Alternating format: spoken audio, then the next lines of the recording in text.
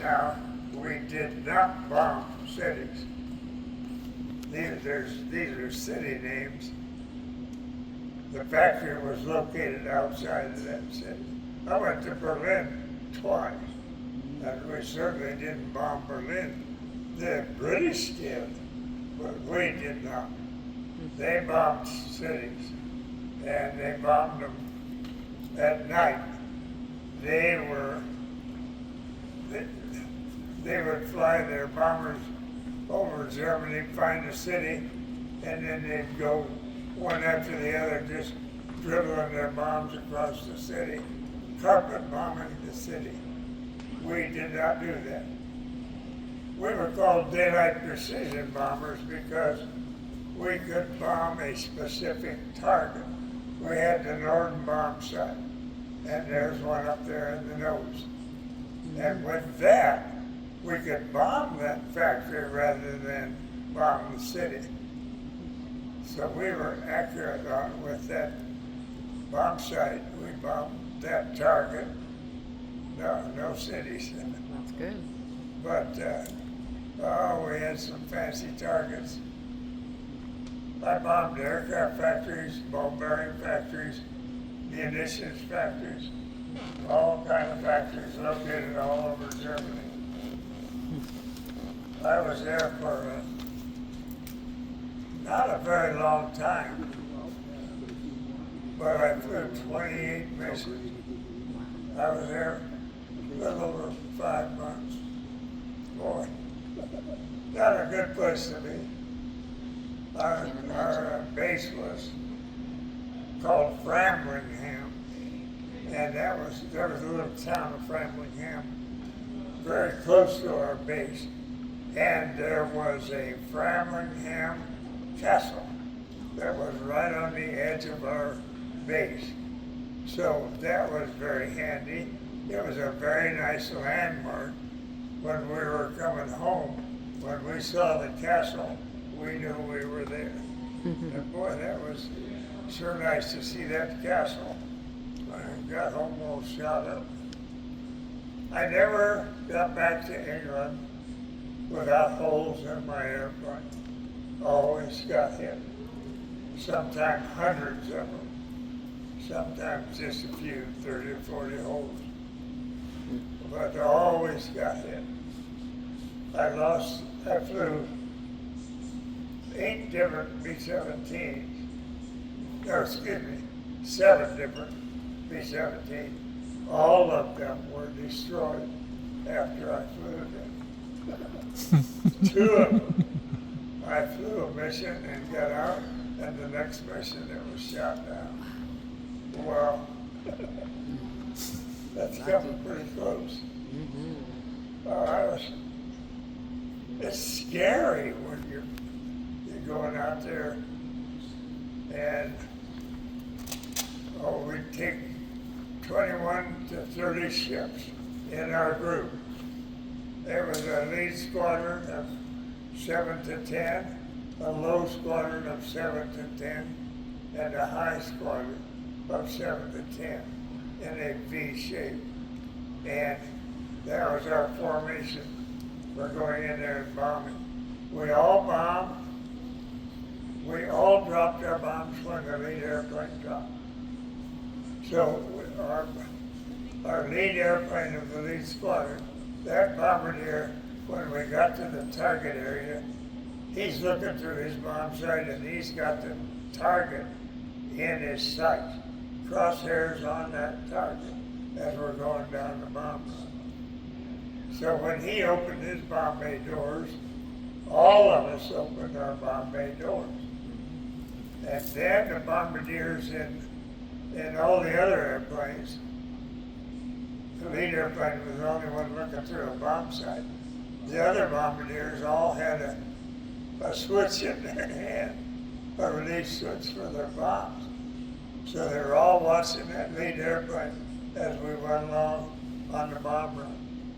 When the nose of the first bomb came out of his bomb bay, every bombardier hit his switch, and our bombs began coming out. So they came out in not in a big clump. They came out in a string, one after the other. And depending upon what our target was, how fast they came out. If we were bombing an aircraft factory, there was a lot of stuff concerned. So they came out a little farther apart, and we wanted to get the whole thing.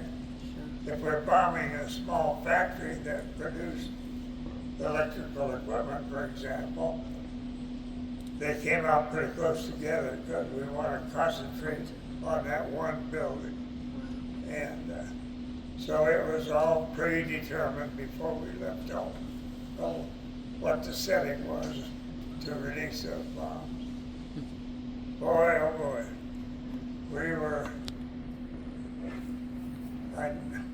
I was so lucky I got home 28 times. When we got there,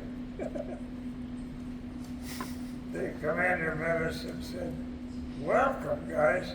We really need you." There were 35 crews arrived at the same time. I was one of them. He said, "Fly 25 missions and you go home." After, let's see, I guess it was my 18th mission. We got home, dog tired because it was a long, very stressful mission. Went to bed that night, and the next morning the commander got us together and he said, "I'm sorry to tell you this, guys, but the quota has been raised to 30 missions." Oh God, it's horrible. Yeah, I had 18. And he made another statement. He said, "Some of you have a lot of missions under your belt already, so we won't make you go the full 30. We will prorate you." Well, I had 18, so they prorated me by adding 3 more. So I ended up flying 28 missions over Germany. It was not a fun job. Colonel, out of the 35 crews that went over with you, how many were able to make it home? Oh, 12 and a half crews out of that 35 finished their missions and got to go home. The rest were in Germany somewhere, either dead or prisoner. And that happened in just a few months. I flew my first mission on the 30th of December of 1943. And I flew my 28th mission on the 13th of April, 1944. Less than 4 months. About 3.5 months. Boy. But you were tired. Oh, goodness. Can't imagine. You know, we went to bed. They had a flag pole in our squadron with 3 different flags, a red and a blue and a white. Now, if that flagpole was flying a white flag, that meant your squadron was not going to fly the next day. And if it was a blue squadron, a blue flag, maybe. So you went home, went to bed early. And if it was a red one, your squadron was going to fly for sure the next day. So, of course, you went home, went to bed early those nights. But boy, they got us up early. 2:30 or 3 o'clock in the morning, we got up on mission day and got dressed and had to shave because the oxygen mask had to fit closely. And then went to breakfast. So after breakfast, that we were usually finished by about 4:30 with breakfast, and maybe 5 o'clock, and then we went into briefing. And that's where they told us where we were going, what our target was, and everything about the mission, when our takeoff time was. Everything was pre-planned down to the minute. So after the briefing then, we went out to the airplane and began getting it ready, knowing what time we were supposed to take off and where we were going and what our target was. Boy, tough way to make a living. I was making a big bucks. I was a second lieutenant, and base pay was $150 a month. I was getting shot at on a pretty regular basis. We got 75 for flight pay. It's not very much. Oh my gosh. So $225 a month I was making to get shot at on a very irregular basis. I never got hit in my body during my 28 missions. I was very lucky. I only had 4 guys on my airplane wounded. One of them was very serious, but the other 3 were minor wounds. Guys wanted to go with me because I was so lucky. Right. I bet. I got back all the time and very little wounded on board. They were, can I go with them? Colonel, did you ever thought, like, did anything ever happen that you thought, okay, I'm gonna make it back now? Was there any omen or good luck thing, or? Boy, yeah, my last mission,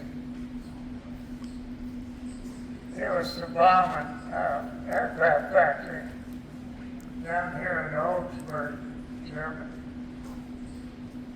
There was a Messerschmitt factory.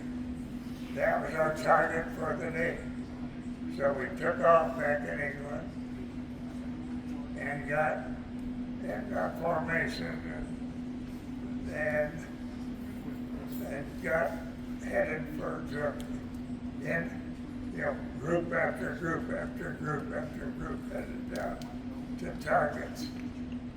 Well, quite a few of us had that factory as our target that day. So we got in the air, got it, started out on our formation, and we knew where we were going. That target, that aircraft factory was our target. So group after group went down there to bomb that target. That group was either 21 or 30, depending on how many we put up that day. Be 7 per squadron or 10, and then the 3 squadrons, A, low, and high. So we went down there, bombed that aircraft factory, and boy, it was a tough target. We all got hit down there on our bomb run. We were in heavy flight. Bombed that target, turned around, started back. Now, when we were over the target, I got hit. As we left the target, my little ball gunner said, "We got oil running off the wing behind number 1 engine." I said, "Well, how fast is it running?" He said, "Well, it's a steady stream, but it's not a gusher." So that was in number 1 engine. So we're headed back to England. We got a long ways to go because we're far down here. And we're headed back. And as we headed back on our designated route, ahead of us was a big storm cloud, higher than we were. You cannot take a formation of airplanes into a cloud or they begin banging into each other, losing airplanes. So the lead group in line made a diversion around that cloud. Then every group, when they got to that point, followed that route that the lead group had taken. The diversion took us right over a German airfield. Not a good place to be. They didn't get their airplanes up in the air to attack it, but they had a lot of flak guns, a lot of anti-aircraft, and their shells were exploding right in our formation. They were really good and accurate, so we were all taking a lot of hits. Well, when he left there, my little ball truck gunner called in. We got oil gushing out of number 2 and number 3 engine. So I had a co-pilot that I'd never flown with before, so I didn't have much faith in him. I got my top turret gunner who had flown with many missions. He was our flight engineer. I got him on the turret. The top turret's right behind the pilot. I got him on the turret. I said, stand here. There was room between me and the co-pilot's seat for him to stand. And watch those oil pressures. We have 3 engines leaking oil. I want you to watch those oil pressures. If any of them start going down, hit the feather button right now. Don't ask any questions. Feather button was about the size of a $50, and it was bright red, like my shirt. And there were 4 of them on the instrument panel. 1 for each engine. If you hit that button, it sent oil at high pressure to the prop dome, the shiny part of the prop, and it made the blades go to the feathered position. Then I could shut that engine down, and the prop would sit still. It would not rotate. So about 4 minutes after we passed that last bus of flight, an arm came over my shoulder and hit number 2 feather button. The prop feathered and I shut the engine down. I neglected to mention that number 2 engine, manifold on number 2 engine, we plucked off a little hot air and pumped it into the cockpit through a tubing to defrost our windshield. It was 40 below 0 outside most places where we were flying. So it was 40 below that day. So as soon as I shut that engine down, no more warm air coming into the cockpit. All the windows frosted up right now. Now it wasn't steam like you get in your car where you can wipe it off with your finger. It was frost. We didn't have any credit card to scratch it off. Right. And so everything was frosted up. I couldn't see out. Now I'm in formation, and I knew where my position was, that there were no airplanes above me. So I raised up, and then I backed out of formation.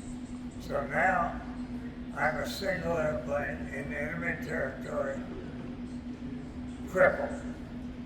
I had 1 engine feathered and 1 engine windmilling, number 3 engine. When he hit the feather button, there was no more oil left in the bottom of the tank.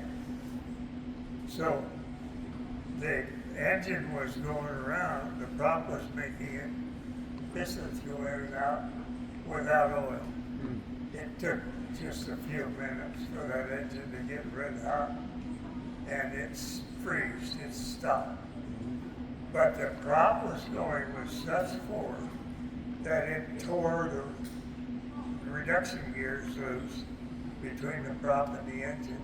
Now the prop is out here flopping around all by itself without any connection to the engine at all. That's a lot of drag for me on that side. I had to push it through the air. So here we are. Number one's been leaking oil all the way from the target. Number two is feathered and shut down. Number three, the engine is shut down, but the prop tore loose and it's out here spinning. And number four was a good engine. We're still in enemy territory and we're all by ourselves.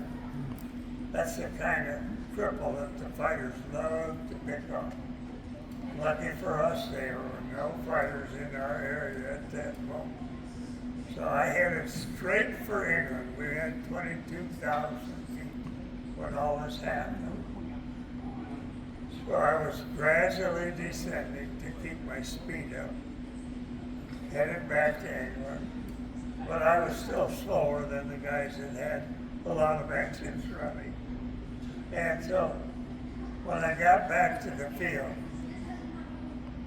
or near our field, I could see the other guys circling to land. Now there was a procedure. If you had wounded on board, you shot a red flare. If you had mechanical difficulties, you shot a green flare.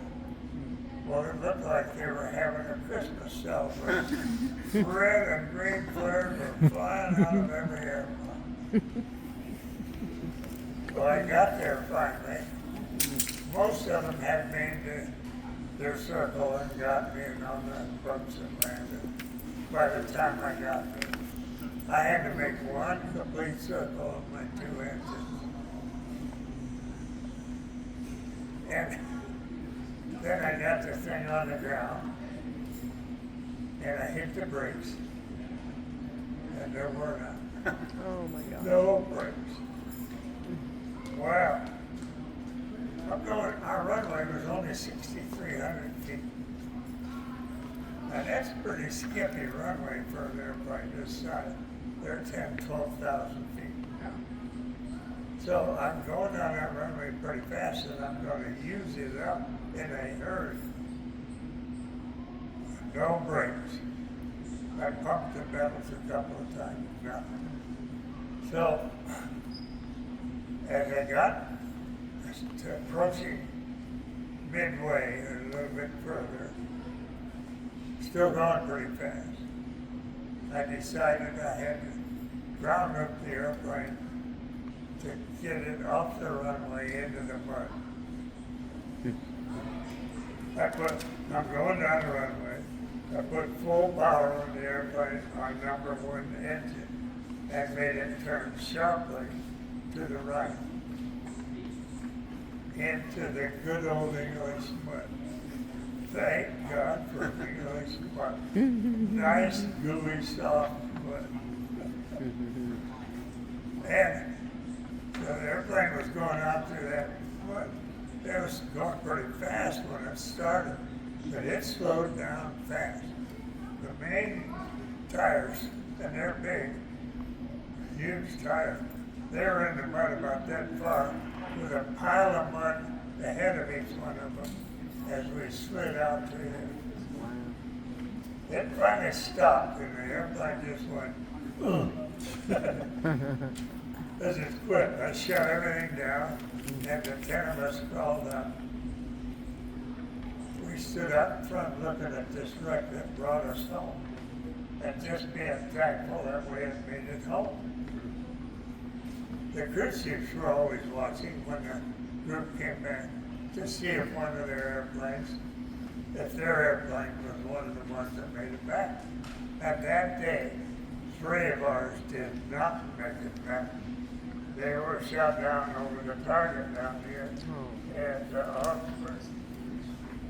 So the crew chief of this airplane saw his airplane land full of holes, covered with oil.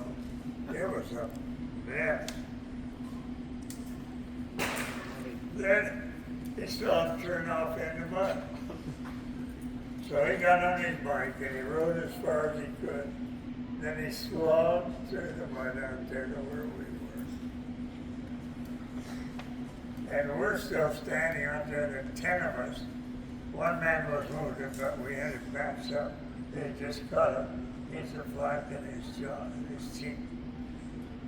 And so we're all standing there just being amazed that we had made it home. He had an entirely different thought pattern because he has to fix it. He got there, looked it all over, and then he turned to me and he said, "Gee, Lieutenant, what'd you do to my airplane?" I said, "Well, let's get that straight. I didn't do any of that. The Germans did that." Oh, yeah, okay. But here's the history. 25 days later, he had it completely fixed up. One new engine was hung where this one tore loose. The prop tore loose from the engine, that was ruined. And he had a lot of holes to fix and a lot of things on the airplane that were not fixed. So he got everything fixed and checked it all. It flew missing 25 days later. And it was shot down, and 8 were killed and 2 were taken prisoner. That was the next mission on the airplane. I was so lucky, it was unbelievable. I flew 7 different B-17 on combat missions. All of them were destroyed after I flew them. 2 of them, I got out after a mission, and the next mission it was shot down. I came that close. Boy, that was getting pretty scary. But I flew 28 missions over Germany and made it home 28 times. I'm damn glad to do so. Well, Colonel, you made it home 28 times because you were good flying. You never did anything unusual in one of these planes, did you? No. Fly it in a different way?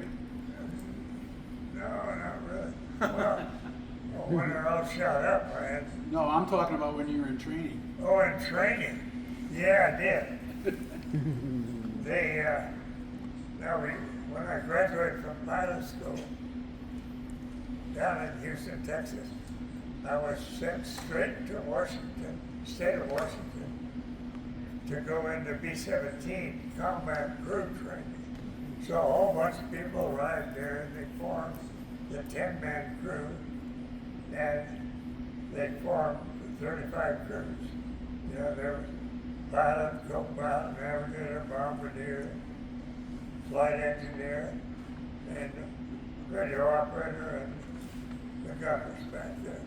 10-man crew. So we trained together up there for a couple months. Now, I was the co-pilot. I was 20 years old. The pilot had been through a special school before he went up there to become a crew commander. So he knew he had flown to B-17 in that special school. So we're up flying around. I had about 8 hours in the airplane. And we're flying around with our whole crew on board at night. And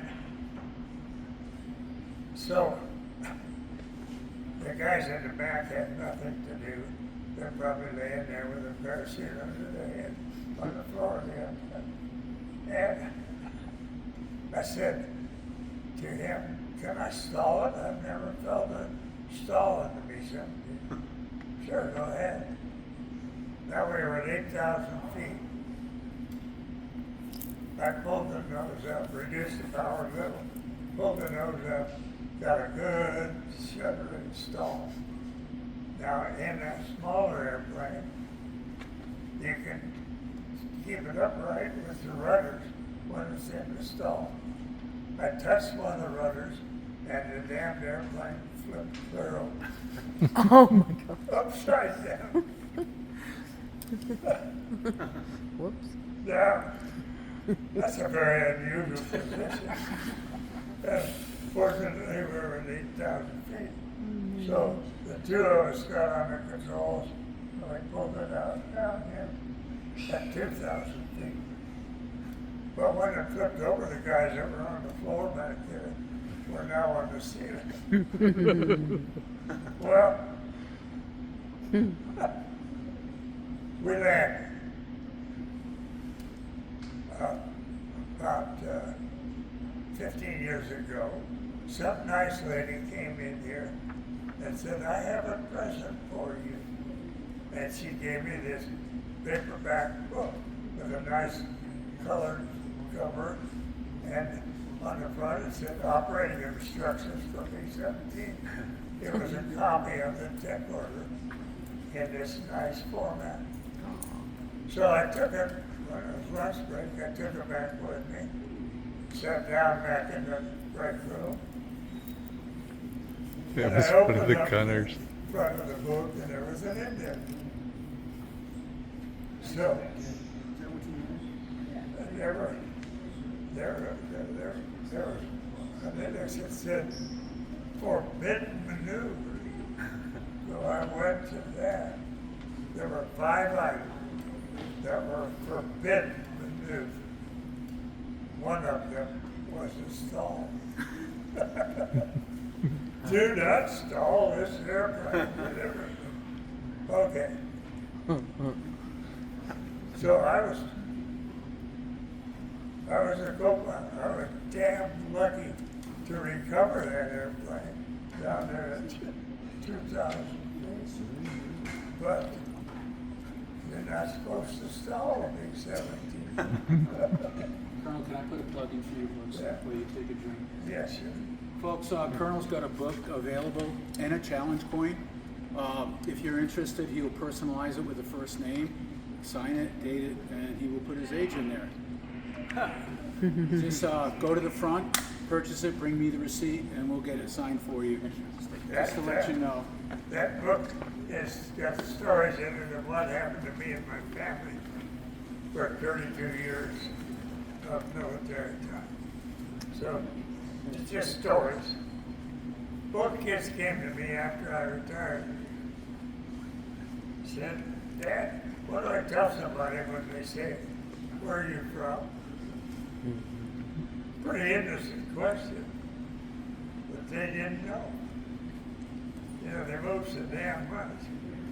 They were both born while I was in the service. One in California, one in Alaska.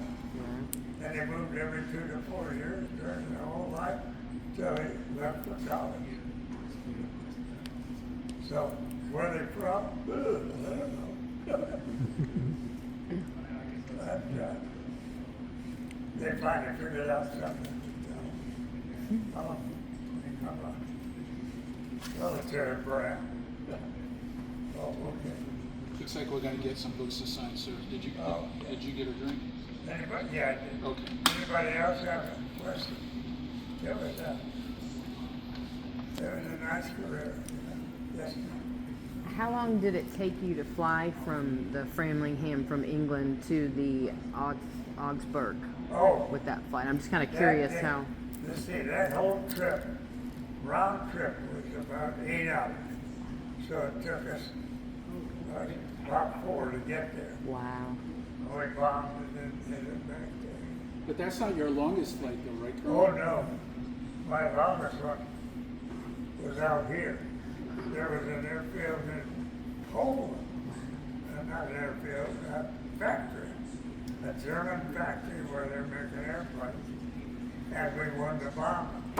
So, with our Framingham, went clear out into Poland. And the weather forecasters in those days were weather guessers. So they said, oh, it's going to be great out there. So go on and bomb that factory. Well, we got out there and the factory was stopped in.